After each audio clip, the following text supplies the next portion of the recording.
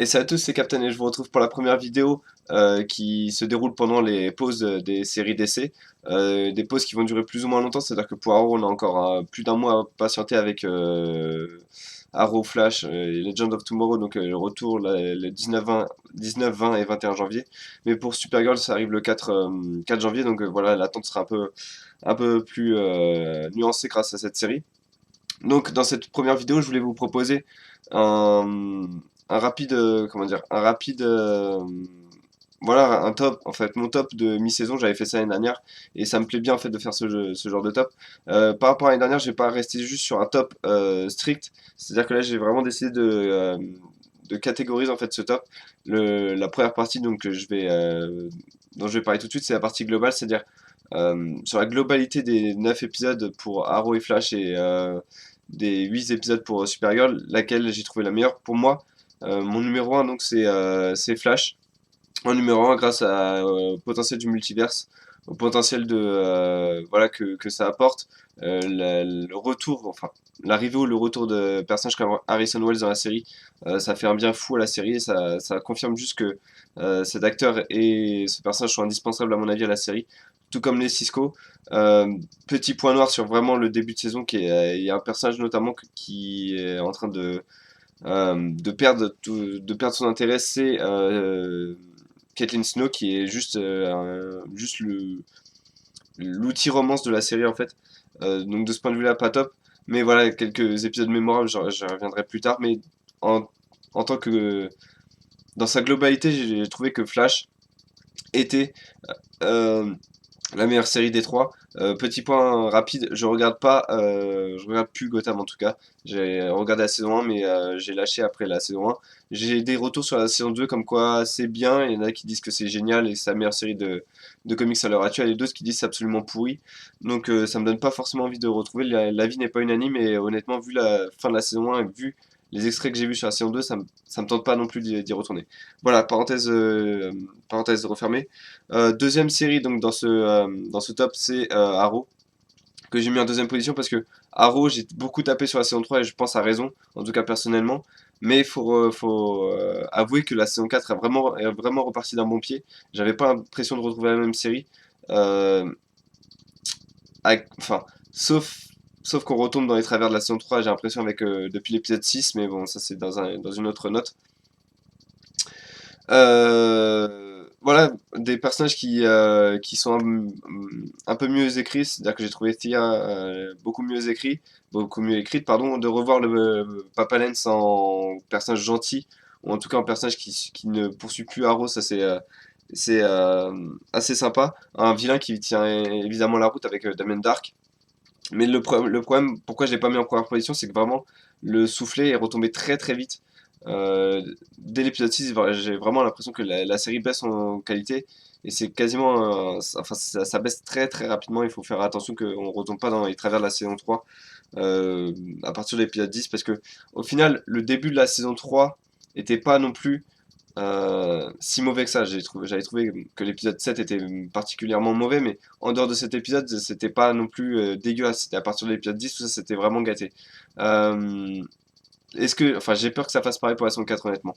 Maintenant, le fait ils aient tiré des leçons, que Papa Lens ne sera plus le personnage chiant qu'il était dans la saison 3, que Stia n'est pas non plus le personnage chiante qu'elle était également, le fait que le vilain est quelqu'un de vraiment menaçant cette fois-ci et pas Ra's al Ghul qui tue personne, ça ça peut jouer en faveur de la série, mais pour tout vous dire, j'ai vraiment peur qu'elle retombe dans ses travers.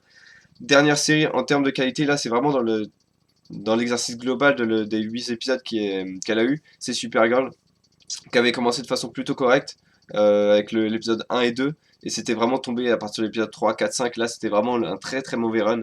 En fait, j'avais l'impression que c'était une série qui cherchait son ton, tout en essayant d'en forcer un, c'est-à-dire qu'elle savait pas c'est vraiment si elle devait être une série de super-héros, ou une série romantique, ou une série adressée pour les femmes, ou pour les hommes, etc. Alors qu'au final, les épisodes 6, 7, 8 ont, à mon avis, répondu à cette thématique en disant on peut s'adresser à toutes ces personnes avec en faisant juste le mélange parfait. Ce qui est à mon avis le cas dans l'épisode 6, 7, 8. Mais voilà, les 5 premiers épisodes étaient vraiment beaucoup trop centrés sur la romance, beaucoup trop de rose à l'écran au niveau des couleurs, ce qui m'a un peu déplu. Mais j'ai trouvé vraiment que la série était euh, et de retour sur de bonnes bases. D'ailleurs, j'en arrive tout de suite à mon deuxième point, qui est le meilleur run, c'est-à-dire le meilleur arc, entre guillemets, scénaristique. Et en première position, ça va peut-être vous surprendre, mais c'est Supergirl que je mets en numéro un. Parce que le run 6-7-8, donc, qui est en cours, qui s'arrête avec le mid-season final qu'on a eu il y a 2 jours quand j'enregistre cette vidéo, est tout simplement l'un des meilleurs runs que j'ai vu, probablement pas dessus, enfin, qui est à peu près au même niveau que la fin de la saison 1 de Flash. C'est-à-dire en termes de run, c'est vraiment quasi parfait. C'est-à-dire qu'on a le développement de Kara, un personnage qui devient un personnage beaucoup plus axé comics, avec cette colère renfermée en elle qui commence à exploser, qui commence à jaillir.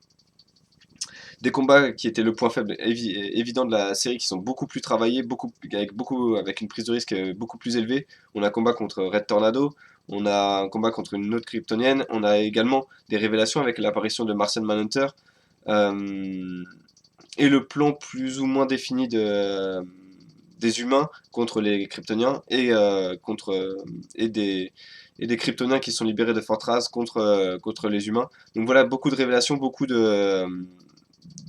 juste d'aspects comics, de choses qu'on voit dans les comics et qui réapparaissent. Et honnêtement, la colère de Kara, plus les révélations sur Martian Manhunter ont suffi à me faire adorer ces 3 épisodes-là.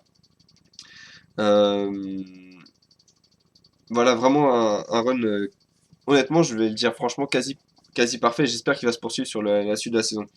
En deuxième position, je mettrai Flash avec le run 5-6-7.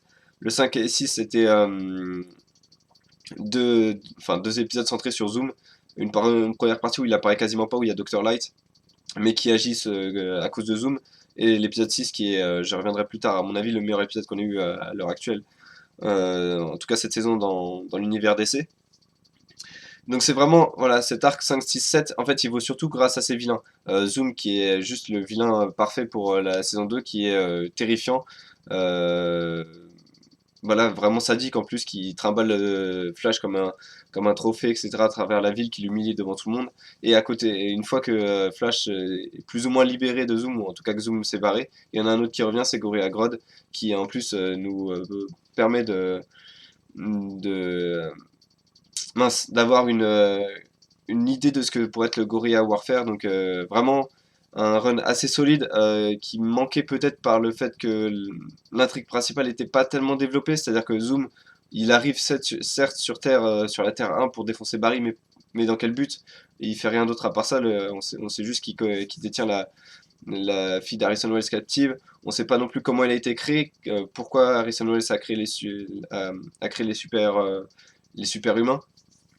Voilà, euh, ma réserve, c'est sur ça, c'est sur le fait que, euh, en fait, ça valait surtout pour ces vilains, mais tous les personnages à côté étaient peu développés, et surtout l'intrigue était peu développée au final.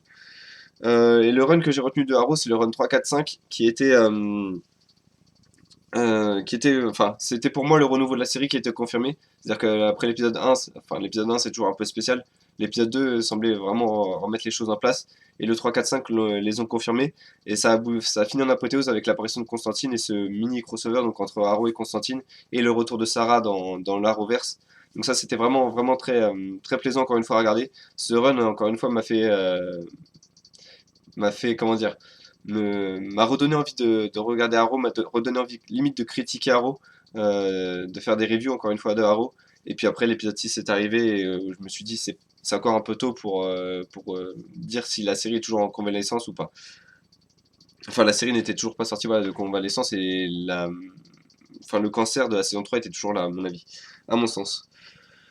Je vais arriver sur la troisième catégorie, qui est les meilleurs épisodes. En un, le meilleur épisode de cette mi-saison, c'est pour moi l'épisode 6 de Flash, Enter Zoom, où on a juste l'apparition du vilain qui est parfaite, où le vilain il est juste pas là pour plaisanter. Et s'il a enfin, j'adore les vilains qui, s'ils ont une opportunité de tuer le héros, ils vont pas exposer leur plan, ils vont y aller directement, et c'est ce que Zoom fait. Même si ça a été un peu cassé encore une fois avec l'épisode 9 de Flash. Euh, donc voilà, j'ai vraiment adoré cet épisode avec Zoom ultra terrifiant. Il y avait, en plus, dans cet épisode, il y avait tout. Il y avait l'aspect comédie romantique avec Barry qui essaye d'avoir en final une blind date avec Patty vu il voit plus rien. En fait, c'est Cisco qui lui dit tout. C'est embarrassant, mais c'est drôle. Et à côté de ça, ils se sont permis d'avoir le ton très sérieux de Zoom, très terrifiant de Zoom. Donc vraiment un épisode très très bien écrit, très bien réalisé. Deuxième épisode, meilleur épisode, c'est l'épisode 7 de Supergirl Human for a Day. Tout simplement parce que voilà, c'est la révélation de Martian Manhunter. Et puis en plus, on avait Kara qui développe sa psychologie, c'est-à-dire qu'il n'hésite pas à aller au devant du danger, même si elle a plus de pouvoir, et qui du coup intervient, même si voilà, elle a le bras pété et qu'elle a aucun pouvoir, elle va empêcher un braquage juste en parlant avec quelqu'un. Donc voilà, il y a l'épisode vraiment très réussi pour le coup. Et le troisième épisode, c'est l'épisode 9 de Arrow, mais j'aurais voulu mettre l'épisode de Constantine honnêtement, l'épisode 5, mais il est dans sa construction, quand on le revoit, l'épisode 5 avec Constantine, il y a vraiment quelques défauts, c'est-à-dire que la scène où Black Canary, Green Arrow et Constantine vont dans le monde magique pour récupérer Sarah qui est retenue par des esprits dans le puits de Lazare, etc. C'était vraiment mal réalisé. Ils auraient pu faire quelque chose de bien mieux. J'ai l'impression que c'était vraiment très ringard. Voilà, c'était vraiment pas top ce passage-là. Donc pour moi, c'est l'épisode 9, le meilleur épisode de Arrow. Mais encore une fois, c'est comme l'épisode 9 de la saison 3. C'est-à-dire que c'est un épisode qui peut se retrouver particulièrement mauvais si le cliffhanger de fin n'est pas réel en fait. Parce qu'au final, ça donnerait l'impression que Damien Dark, il a essayé de tuer Felicity deux fois et deux fois il va foirer. Ce qui va probablement arriver. Donc du coup, ça décrédibilise complètement le vilain. Et je trouverais ça vraiment dommage que du coup cet épisode qui est pour moi bien réussi parce que voilà, c'est un vilain qui parvient facilement à s'en prendre à Oliver et qui parvient facilement à lui enlever des choses. Au final, pourrait ne rien lui enlever. Et du coup, même s'il, même s'il, même s'il agit facilement, au final, ses agissements ne représentent aucune menace. Donc je trouverais ça dommage, mais à l'heure actuelle, à mon avis le meilleur épisode de Arrow sur cette saison. Mais il est quand même loin derrière l'épisode 7 et l'épisode 6 de Supergirl, les Flash respectivement. Enfin, le dernier point que je voulais aborder, c'est les séries que j'attends le plus pour jusqu'à la fin de la saison. Donc de janvier jusqu'à, je crois que la fin de saison c'est mi-mai. En un, ça va peut-être vous surprendre, mais au final pas tant que ça. C'est Legend of Tomorrow que j'attends le plus parce que c'est la série, le premier crossover, c'est la mini Justice League à la télévision. C'est Atom, White Canary, Heatwave, Firestorm, etc. qui remontent dans le temps en plus, qui vont exercer leur pouvoir sur la timeline. On va voir des persos.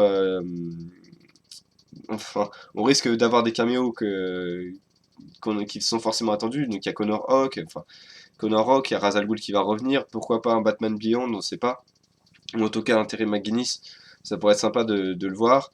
La position avec Vandal Savage, enfin, du coup, en plus, gros budget, ils annoncent un gros budget, quasiment plus de 3 ou 4 millions par épisode, alors que pour en faire une comparaison, un épisode de Arrow c'est 1 million, donc on serait à 4 fois plus qu'un épisode de Arrow, donc vraiment gros budget, vraiment un gros blockbuster qui pourrait arriver. Deuxième série que j'attends le plus, ça va peut-être encore une fois surprendre, mais c'est Supergirl. Parce que le run 6-7-8 m'a tellement convaincu que je me dis, la série est vraiment sur des très très bons rails et enfin, s'il déraille pas, s'il continue à s'orienter dans la bonne direction, c'est-à-dire mélanger à la fois le comics et à la fois le côté un peu romantique, léger de la série comme a pu le faire Flash dans la saison 1, ils vont aller très très loin. Et cette série pourrait limite, j'ose le dire, oui, pourrait limite concurrencer Flash comme la meilleure première saison de comic books à la télé. Euh, Troisième série que j'attends le plus, c'est Flash. La première partie de saison, je vais l'avouer, même si j'ai trouvé qu'elle était plutôt de bonne qualité, était assez décevante parce que voilà, il fallait introduire Legend of Tomorrow, donc le nouveau Firestorm à introduire, Captain Cold refaire sa psychologie, et j'ai trouvé vraiment également que l'épisode 9 était vraiment très faible pour un mid-season final. Le plan de zoom est assez faible, c'est-à-dire est déjà vu surtout, c'est quasiment le même plan que la saison 1, donc j'ai trouvé vraiment que cet épisode 9 et le début de la saison 2 étaient un peu faibles et ont un peu tiré cette série vers le bas. Comme comme c'est le cas pour la quatrième série qui est donc Arrow, parce que j'ai vraiment peur, encore une fois, je vais le redire, que la série retombe dans ses travers de la saison 3, avec beaucoup plus de Felicity, beaucoup plus de vilains qui n'est pas au final un vrai vilain parce qu'il tue personne au final dans l'équipe. Euh, et voilà, des personnages que j'aimerais, enfin que j'aime, qui risquent d'être assez maltraités d'après les infos que j'ai pu récolter sur internet, etc. Donc je vais pas en dire beaucoup plus, mais Arrow me fait vraiment peur pour la suite de cette saison 4. Mais Supergirl et Legend of Tomorrow me donnent vraiment envie. Donc voilà, c'était mon top pour ces séries. J'espère que vous l'avez apprécié, j'espère que vous avez aimé cette vidéo. Je m'excuse encore une fois pour ma voix qui est encore un peu en vrac. Ça devrait aller mieux pour les prochaines vidéos. Donc à partir de cette vidéo, j'essaierai de faire une vidéo par jour, au moins pendant les 2 semaines qui nous amèneront jusqu'à Supergirl. C'est pas dit que j'y arrive, pour l'instant j'ai des vidéos qui sont plus ou moins planifiées.